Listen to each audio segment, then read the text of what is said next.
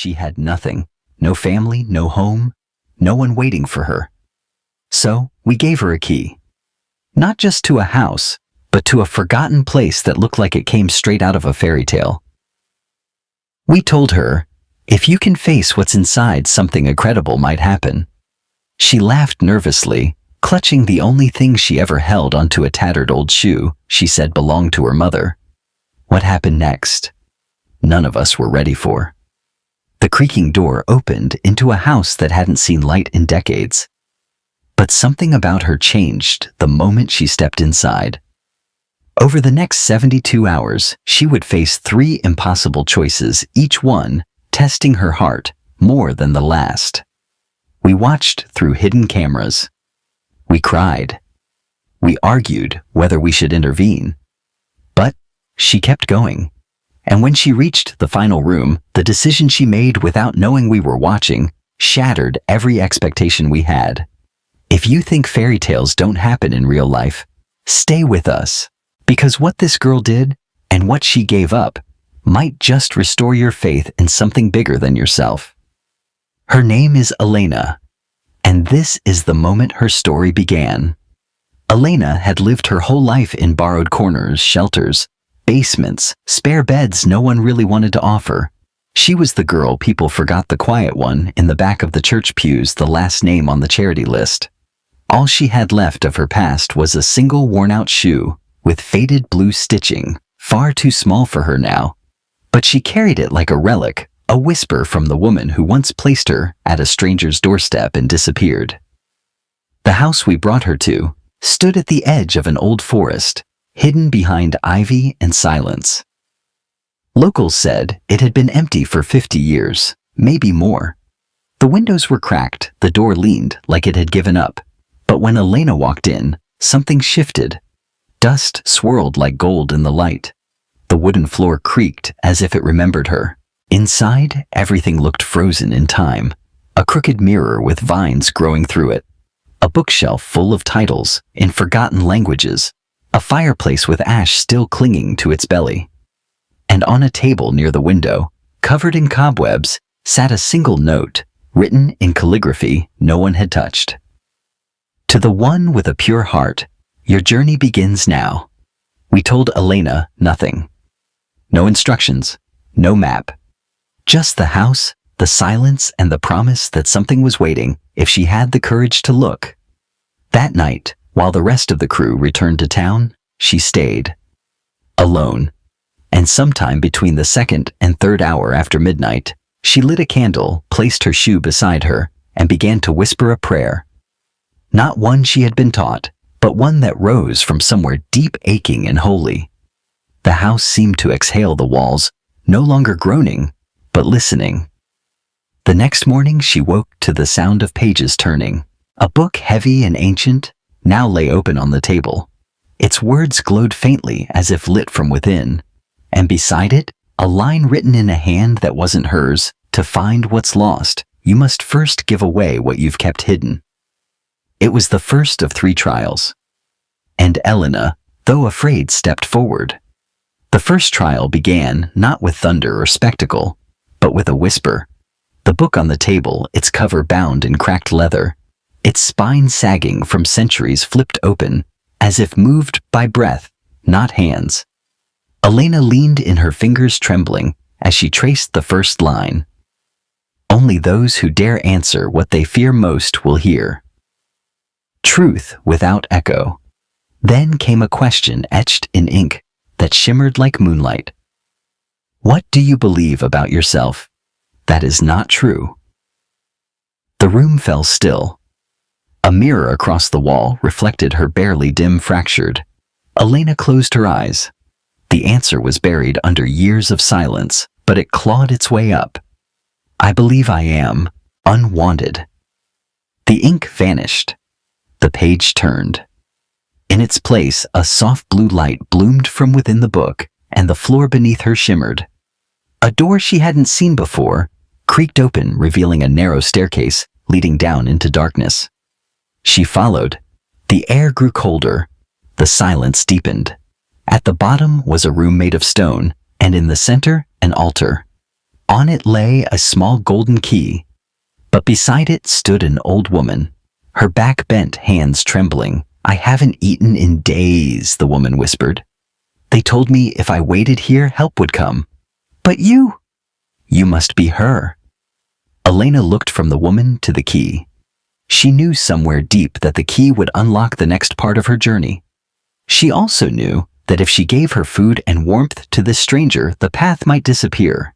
She had only one match, one blanket, but her heart moved faster than her mind. She wrapped the woman in her scarf, lit the fire with her only match, and gave her the last of the bread we had left her. The woman's face softened, her back straightened, and then right before Elena's eyes, she vanished. In her place, a single feather warm to the touch.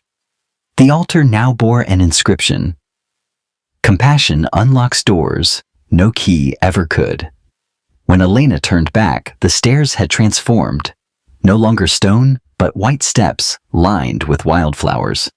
She climbed barefoot, the feather held tight in her hand. The second trial awaited her in a garden that hadn't grown in decades. Trees bent in grief fountains, dry soil cracked and lifeless. In the middle of the garden was a little girl, silent, motionless, holding a broken doll. As Elena approached, the girl whispered without lifting her eyes, "They all left. They promised to stay." Elena sat beside her, placing the feather gently on the ground. "I know what that feels like," she said softly. "To be promised things, to be forgotten." The girl didn't answer, but the garden did. A single flower bloomed where the feather touched earth, then another, and another. Soon, colors spread like wildfire. The trees straightened. The fountain wept. The little girl stood and handed Elena a piece of glass, the eye of the doll long missing. Elena took it in her hand and saw her own reflection in the curved surface, stronger now, steadier. A voice rose not from the girl but from within. "The wounds we speak aloud lose their power to control us." She walked forward, the garden now pulsing with life, until she reached the edge, a wall of black wood. At its center, a door with no handle, the final trial. On the ground before it, a message carved in stone. "To enter, you must face what you ran from. You must walk with what you buried." Elena placed her hand on the door. It didn't budge. Then the memories came, uninvited and sharp. The day her mother left, the nights she cried herself to sleep, the voices that told her she'd never be chosen, the people who looked away, the moment she screamed into her pillow so no one would hear. She knelt, breathing hard, tears spilling freely now. She didn't try to stop them. "I was angry," she whispered to the door. "I was ashamed. I hated the world for forgetting me, and I hated myself for hoping it wouldn't." The wood creaked. A thin light traced the outline of the frame. She stood, steadier now. The glass eye still in her palm, the feather tucked into her sleeve, and slowly, silently, the door opened. On the other side, not a prize, not a throne, not even her mother, but a chair and a mirror. This time the mirror wasn't cracked. She walked toward it. Her reflection stared back, not flawless, not untouchable, but whole. Behind her, we watched from the hidden monitors, breath held.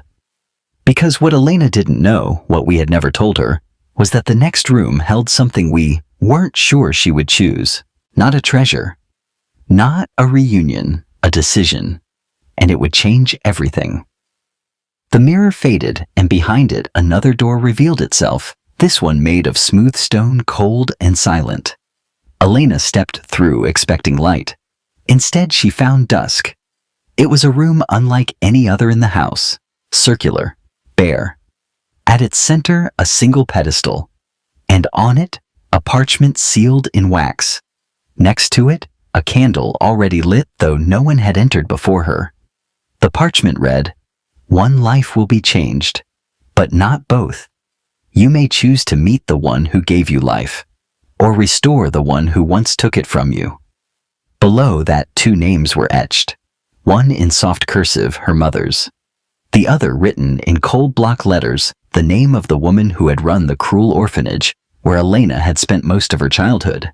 The woman who had punished her for crying, who once tore her only photograph of her mother in half. Elena stared at the names for a long time. We knew she would pause here. Anyone would. It was after all the wound that shaped her. She could choose reunion. A moment she had prayed for since she was 5. A hug she had rehearsed in dreams. The answers she never got. Or she could choose redemption. Not for herself, but for the one who had caused her the most pain. And no one would have judged her if she chose her mother. No one. Elena closed her eyes. Her fingers hovered over the wax. The room held its breath. Then, with a steadiness we didn't expect, she reached into her pocket and pulled out the broken glass eye from the doll. She placed it beside the candle. Then, the feather. And finally, the shoe. "I am not who I was," she whispered. "But maybe she doesn't have to be either." She pressed her thumb against the name of the woman who hurt her. The wax broke. The candle flared. And somewhere in another room of the house, a light came on. The woman long thought to be unreachable, alone in her final years, would receive not just healing, but a second chance. A letter. A key. A name she hadn't spoken in years, Elena. And just like that, the fairy tale shifted. Not because a miracle came from heaven, but because someone chose mercy over memory. When Elena stepped out of the room, we were waiting, but not with cameras or cheers. We stood in silence, eyes wet, holding something we had kept hidden. Until now, a name tag. Faded, nearly unreadable. Pulled from the pocket of the very first blanket she was ever wrapped in. Her mother's name. And a trail of letters, leading to a door. She followed the trail without speaking. Her footsteps slow but certain. Each envelope along the path carried pieces of a name, a story, a song she had forgotten, but her heart somehow still knew. The door it led to was different from the others, painted soft green, with a brass handle that shimmered like it had been waiting for just this touch. When Elena opened it, sunlight flooded the space, and there, sitting on a worn bench beneath a window laced with ivy, was a woman. Her hands trembled in her lap. Her hair was streaked with silver, her face lined with time and regret. But when she looked up and met Elena's eyes, both of them stopped breathing. Neither of them said anything for a moment. Not because they didn't have words, but because none of them were big enough. Then Elena reached into her coat and pulled out the shoe. The woman gasped. She opened a small bag beside her and took out its twin. They matched. Perfectly. The woman, her mother, whispered through tears, "I never stopped looking. I just didn't know where to look." And Elena, still holding the feather, still carrying the broken eye, still marked by every trial she'd walked through, smiled through the flood in her eyes and said, "I found you when I stopped trying to fill the silence and started listening to it." Behind them, the old house, now glowing from within, began to shift. Rooms that had once been empty were now filled with laughter. The cracked walls softened. Light poured through broken windows that suddenly weren't broken anymore. Elena wasn't just given a reunion. She was given purpose. The house she healed would become a refuge, a living fairy tale for girls like her. And every child who walked through its doors would find not just shelter but hope, and someone who believed that mercy is stronger than memory. But the story doesn't end there. Because before the final scene faded, before the last camera turned off, Elena left us with one sentence, one that turned the whole fairy tale inward back to us. She looked into the lens, quiet and steady, and asked, "What would you give up to help someone else become whole?" Fairy tales don't always end with castles or crowns. Sometimes they end in an old house filled with second chances. Sometimes the magic isn't in the miracle, but in the moment someone chooses love when they've been handed every reason not to. Elena never asked for a spotlight. She never set out to teach us anything. But she reminded us just by living that the real miracle isn't being rescued, It's being transformed.